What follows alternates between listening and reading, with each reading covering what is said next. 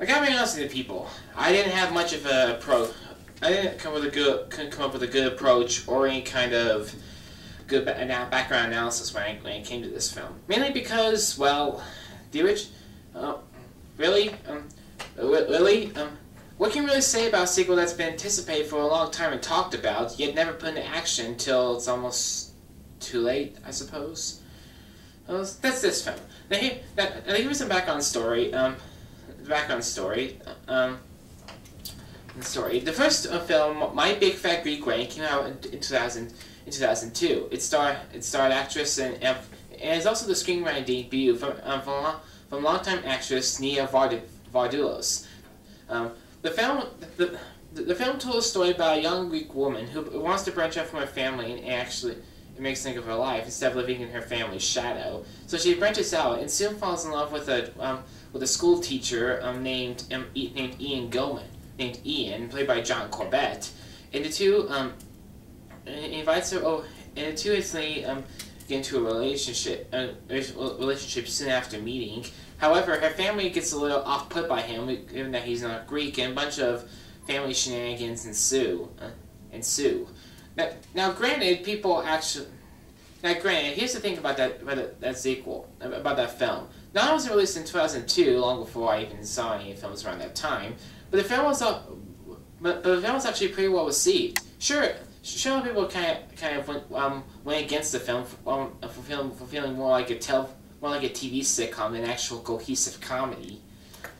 But the film did have a lot of strengths in its writing, particularly Nia Vardalos' a great performance and incredibly sharp script. Along with the film being delightfully eccentric, sweet, and also very funny, like a comedy should be. However, and not only that, but the film was crafted on a $5 million budget and grossed nearly $400 million worldwide. Honestly, that film. Given how much film that made, especially in the U.S., it's no wonder that sequel could follow. Heck, why wouldn't a sequel follow? Hollywood's desperate for them. So fast forward to this. Fast forward to at least about a few years ago. Nia Vardalos, after the film's success, showed some signs of wanting to do a sequel, but soon became interested in her family as well as other projects, as did her co-star John Corbett and the others who played her Greek family. Now, I haven't done much analysis for this film going into it, mainly because I was actually kind of flailing around on what to see this weekend. It was either that or Meet the Blacks, or this weekend's new releases, like Meet the Blacks, and God's Not Dead. More on that later. But I decided to go, and given that it came out last weekend, when competing with it also popular at the box office but not popular with critics, Batman vs Superman: Dawn of Justice. I decided to give this film a chance and hope for good comedy quality here. The film was originally so in the sequel, the film was about the film brings back Nia Vardalos and John Corbett as Tula and Ian, having been married at the end of the last film. Now, if you didn't watch the end of the last film, spoilers. After they get married, they gave birth to their first and only daughter. They have a daughter named Paris, who in the second film is reaching the end of high school and is anxious to begin college. At the same time, the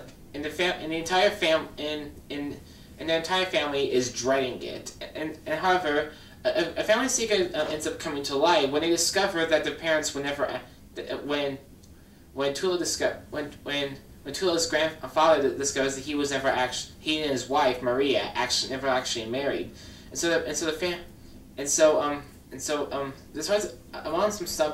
after some stubbornness ensues, as well as a few subplots as well. The game decides to plan another big fat Greek wedding to get the two back together. Once again, Ian and Tula and the family despair over what Paris, their daughter, wants to do with her life. life. So, how do I like it? Well, guys, here's the deal. I really do. I'm a sucker for a great comedy. I know this, and yeah, I know I'm not exactly in the best of minds to actually say this, given I don't have knowledge of the past film or have not done as much detail into this film as I'd like. However, as a comedy, it's okay. It does make me laugh on occasion,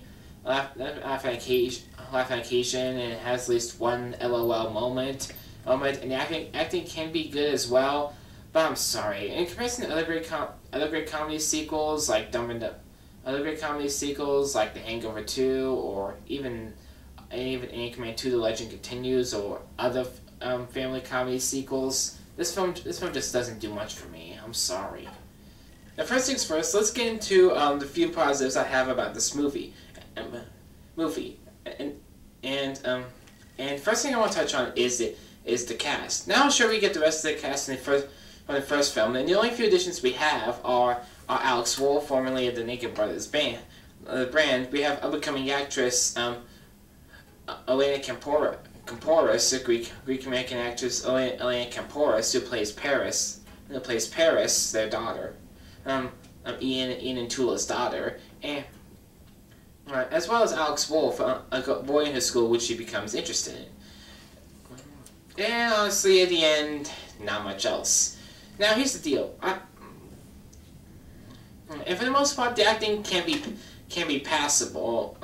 Even if I feel like Paris can play, kind of feels more like can sometimes feel like a stereotypical bad girl / rebel, even though she never really shows that off in this film. But more often than not, the family is okay, but the overacting, especially with the whole Greek obsession, kind of the gags and everything, it kind of feels a little bit forced and down our throats, especially when it goes on this whole joke about how he's a Greek, how Alexander the Great is actually Greek and not Spanish. Go figure. And especially a bunch of other Greek gags I just can't get into. I know it seems bad since I'm not Greek myself, but honestly, I do like this.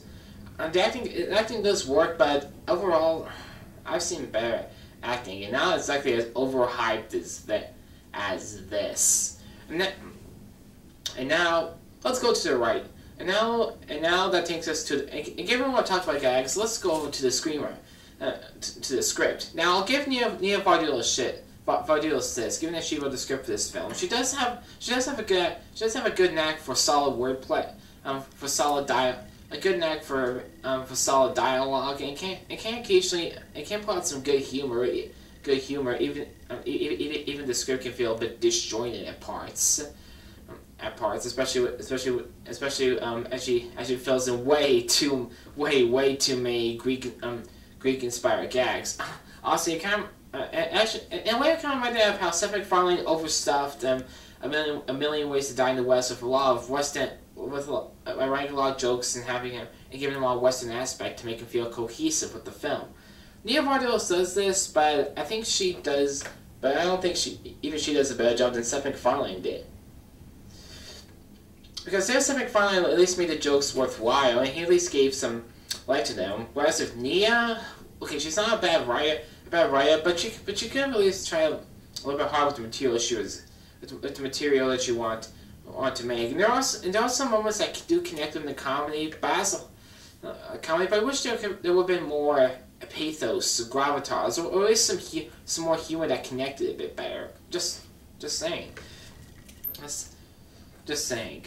Now let's. And there's not much to say about this. So let's.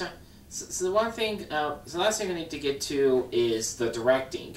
Now, one thing you guys should know that the director of this film is different. This film's director is Kirk Jones, best known as the screenwriter and director for films like He's Just Not Into You, based off the book, and especially the Christmas comedy drama with Robert De Niro, Everybody's Fine.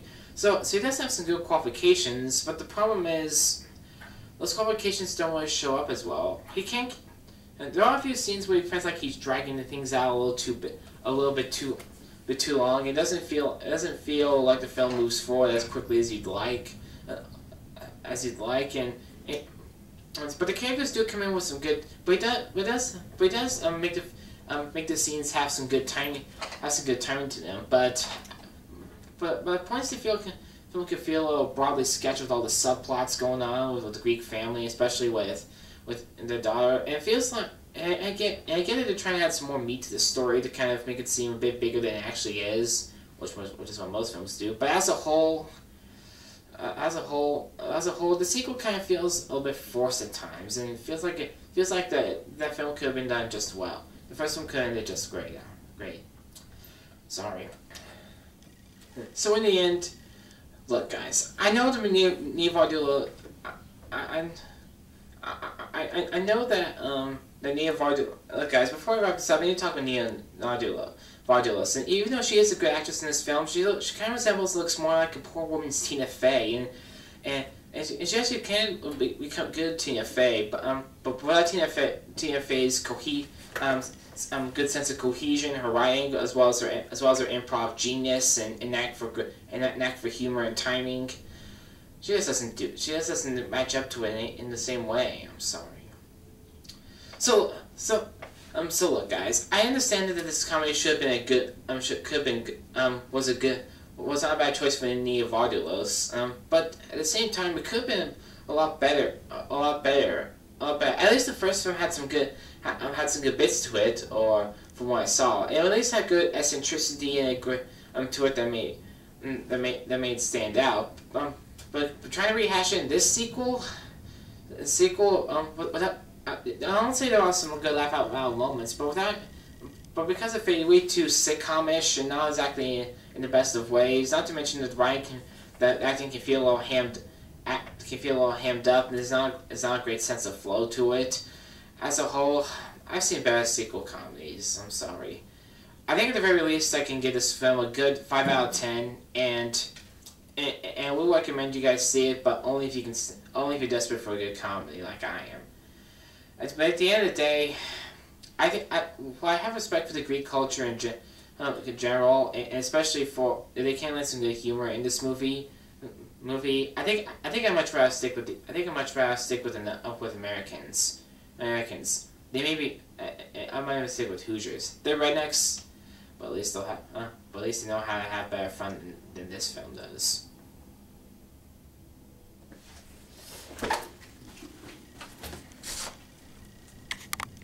So thanks so much for watching. Thanks so much for watching, guys. If you want to see more, click down below and let me know. I know it seems like I'm just kind of rambling a bit, but I kind of have a knack for liking to do this unscripted. If there's anything you want me to change up about this, if you want me to do things either scripted or unscripted, just let me know, and I'm willing to alter things to fit what you guys like. So just let me know. And if you want to see more, subscribe. Be sure to check out my Facebook page, and be sure to check out my novel. I'll post a link in there as well.